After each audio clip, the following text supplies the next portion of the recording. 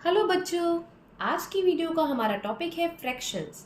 तो आज की वीडियो में हम समझेंगे कि फ्रैक्शन क्या होती है, इक्विवेलेंट फ्रैक्शन को कैसे निकालते हैं और फ्रैक्शन को उसकी लोएस्ट टर्म में कैसे रिड्यूस करते हैं। तो चलिए स्टार्ट करते हैं आज की क्लास।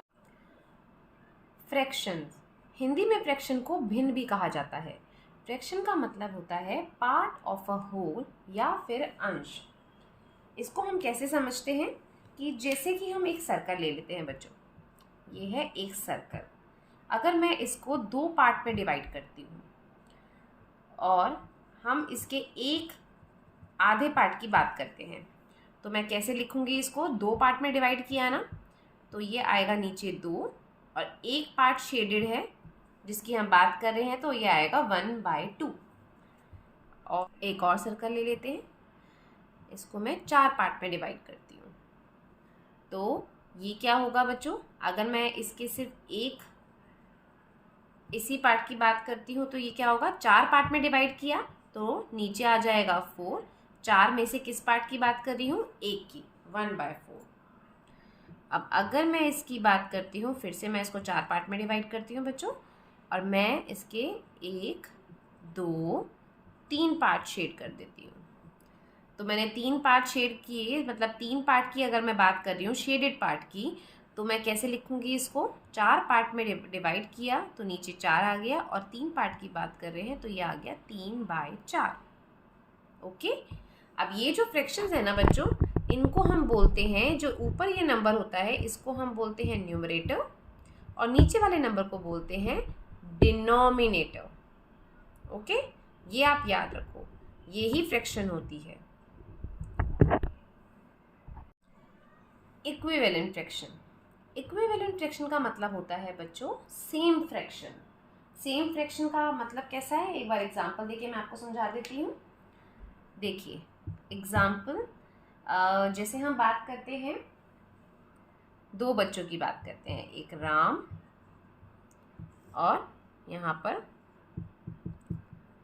सीता। ओके, राम ने क्या किया? एक पिज्ज़ा लिया और पिज़्ज़ा को 2 पार्ट में डिवाइड कर दिया। ठीक है, पिज़्ज़ा तो सभी बच्चों को पसंद है ना, तो ये एग्जांपल अच्छे से समझ में आएगा, इसको ध्यान से देखिए। तो उसने पिज़्ज़ा को 2 पार्ट्स में डिवाइड कर दिया। ओके बच्चों, और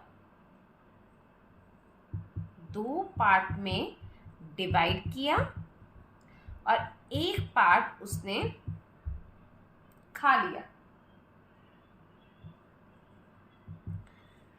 तो अगर उसने एक पार्ट खा लिया तो इसका मतलब क्या हुआ? उसकी फ्रैक्शन क्या हुई बच्चों? 1/2। अब सीता ने क्या किया? उसने भी अपने पिज्जा को 4 पार्ट में डिवाइड कर लिया। ठीक है, और उसने उस 4 पार्ट में से 2 पार्ट को खा लिया। तो उसकी फ्रैक्शन क्या होगी बच्चों? 4, क्योंकि 4 पार्ट में डिवाइड किया और 2 पार्ट खा लिए, तो 2/4। ठीक है, अब अगर आप इसको ध्यान से देखेंगे ना बच्चों, ये है 1/2, ये है 2/4। आपको अलग अलग लग रही है फ्रैक्शन, लेकिन आप एक चीज़ देखो, अब इसने आधा पिज़्ज़ा खाया, ठीक है, और इसने उसी एक पिज़्ज़ा को 4 पार्ट में डिवाइड किया और उसके 2 पार्ट खाए, तो ये हुआ कितना? आधा ही तो हुआ। इसका मतलब ये जो फ्रैक्शन है ये सेम है। अगर मैं इसको कट करूंगी या इसको मैं अगर लोएस्ट पार्ट में लिखूंगी तो ये सेम फ्रैक्शन होगी।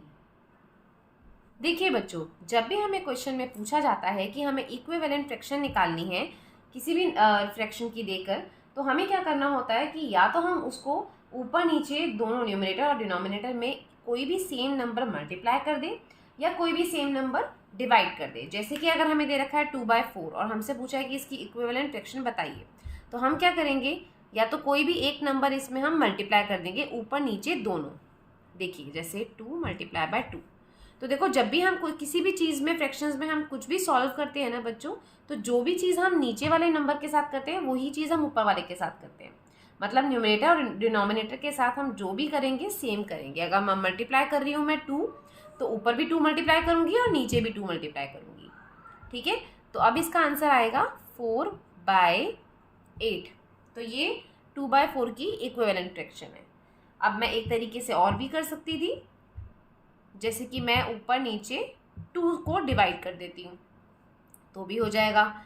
2 को डिवाइड करूँगी तो क्या आएगा, 2 1 = 2, और यहाँ पे 2 को 4 से डिवाइड करूँगी तो आएगा 1/2। ये भी इक्विवेलेंट फ्रैक्शन है। इसको हम बोलते हैं higher terms, equivalent fraction in higher terms, जहाँ पर हम मल्टीप्लाई करते हैं और वो टर्म फ्रैक्शन बढ़ जाती है, और इसको हम बोलते हैं इक्विवेलेंट फ्रैक्शन इन लोअर टर्म्स। मतलब कि हम उसको उसकी लोअर टर्म में, सबसे छोटी टर्म में रिड्यूस कर देते हैं। तो इस तरीके से इक्विवेलेंट फ्रैक्शन निकाली जाती है।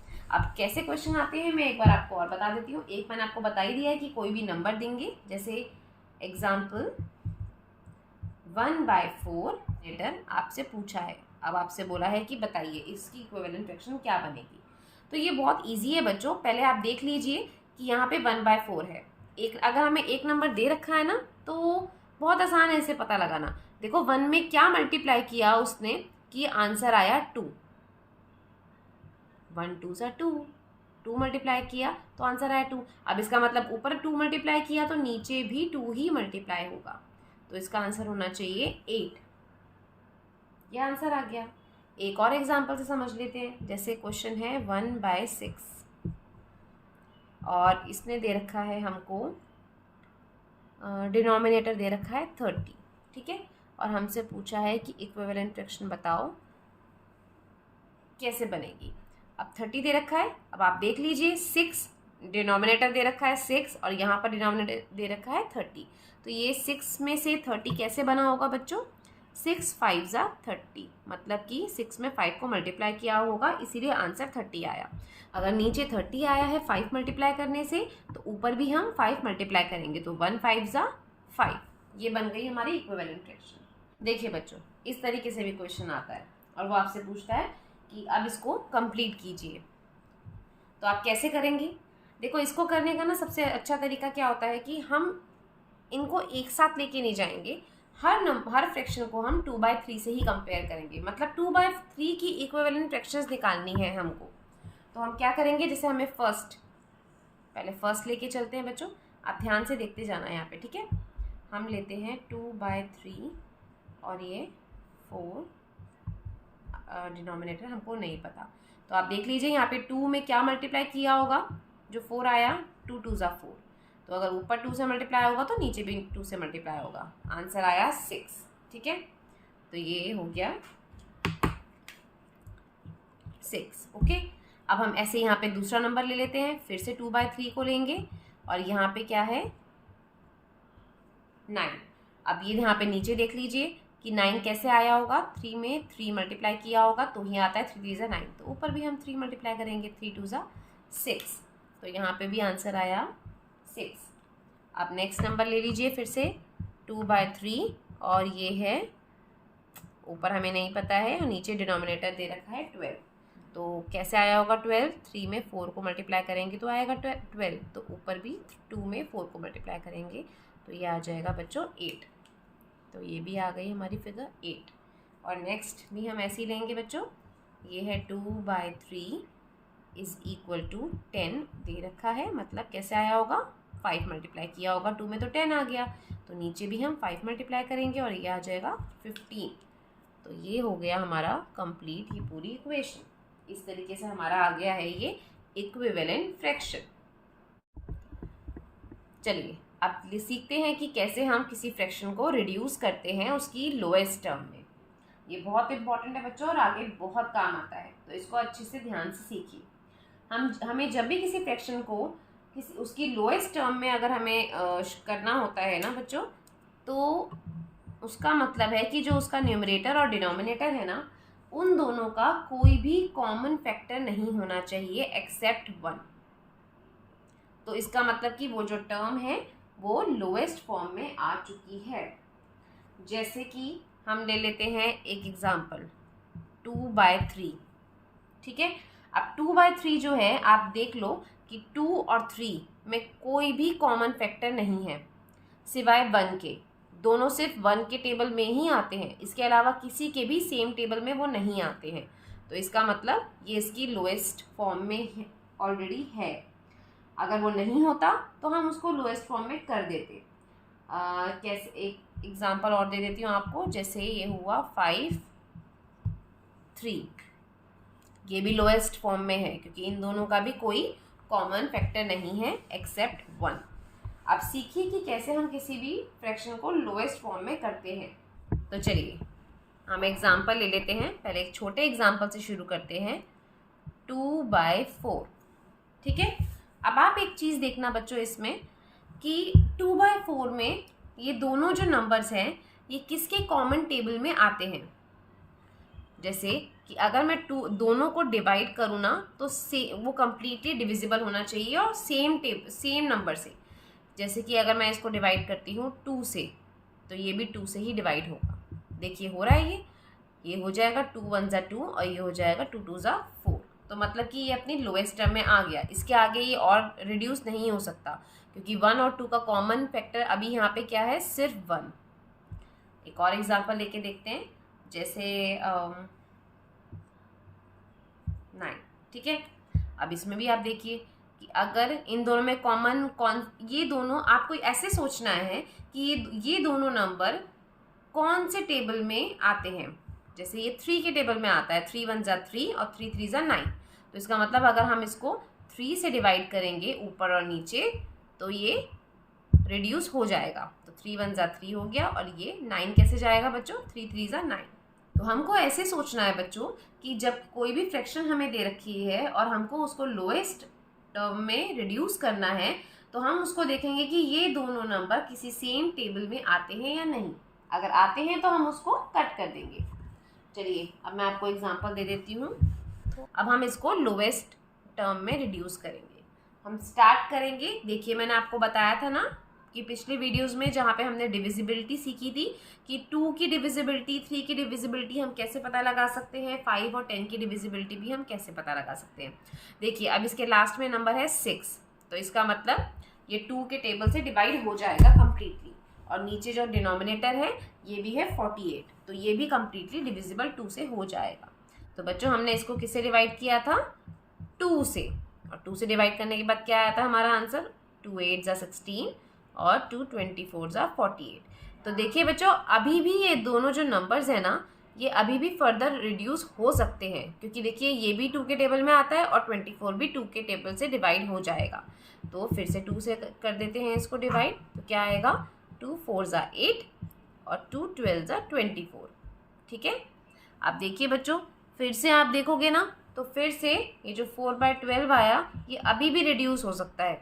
देखो ये अभी भी 2 के टेबल में ये दोनों नंबर आते हैं, तो फिर से 2 से डिवाइड कर दीजिए, 2 2 ज़ा 4 और ये 2 6 ज़ा 12। ठीक है। अब फिर से देखिए 2, ये भी अभी भी 2 के टेबल में जाएंगे ये, तो 2 1 ज़ा 2 एंड 2 3 ज़ा 6। अब ये जो 1/3 आया ना बच्चों, अब इसको देखिए कि ये जो 1/3 आया है के आगे इनका जो कॉमन फैक्टर है वो सिर्फ 1 है। इसके आगे ये दोनों सेम टेबल में कहीं पे भी नहीं आएंगे, तो ये सबसे लोएस्ट टर्म में रिड्यूस हो गया है। ऐसे हम रिड्यूस करते हैं किसी भी लोएस्ट टर्म में। तो जब भी हम फ्रैक्शंस को आगे जब हम एडिशन, सब्ट्रैक्शन, मल्टीप्लिकेशन और डिवीजन सीखेंगे ना बच्चों, तो जब भी हमारा आंसर जो भी आंसर आएगा उसको हमको लोएस्ट टर्म में रिड्यूस करके ही लिखना है। नहीं तो अगर आपका आंसर सही होगा ना फिर भी आधा नंबर कट जाएगा। तो हमेशा हमें चेक करना है कि हमारे पास जो भी आंसर में कोई भी फ्रैक्शन में अगर आंसर आता है तो वो फ्रैक्शन लोएस्ट टर्म में होनी चाहिए। अगर वो नहीं है तो आप उसको कट करके लोएस्ट टर्म में करेंगे। इसकी आप प्रैक्टिस करेंगे तो ये आपको अच्छे से हो जाएगा। चलिए बच्चों इन चारों फ्रैक्शंस के आंसर आप मुझे कमेंट कर अभी बताइए। मैं आपके कमेंट का ज़रूर रिप्लाई करूंगी। देखते हैं मेरा कौन सा स्टूडेंट सबसे पहले आंसर करता है। तो जल्दी से इसको सॉल्व कीजिए और मुझे कमेंट में आंसर बताइए। चलिए बच्चों आज के वीडियो में बस इतना ही। नेक्स्ट वीडियो में हम सीखेंगे कि कैसे फ्रैक्शन को ऐड, सब्ट्रैक्ट, मल्टीप्लाई और डिवाइड किया जाता है। उसके लिए बच्चों प्लीज़ जो हमने आज सीखा है ना कि कैसे हम फ्रैक्शन को रिड्यूस करते हैं लोएस्ट टर्म में, उसकी प्रैक्टिस ज़रूर करना बच्चों, वो हमें आगे बहुत काम आएगा। और मैं आपसे इतना ही बोलूँगी बच्चों कि अगर आपको मेरी वीडियो से थोड़ी सी भी हेल्प मिलती हो और मेरे पढ़ाने का तरीका या मेरी वीडियो अच्छी लगती हो तो प्लीज़ मेरी वीडियोस को लाइक कीजिए, अपने फ्रेंड्स के साथ शेयर कीजिए और मेरे चैनल को सब्सक्राइब कीजिए। अगर बच्चों टॉपिक से रिलेटेड कुछ भी क्वेरी हो तो आप प्लीज़ मुझसे कमेंट करके पूछ सकते हैं। ओके बच्चों, bye bye, thank you for watching.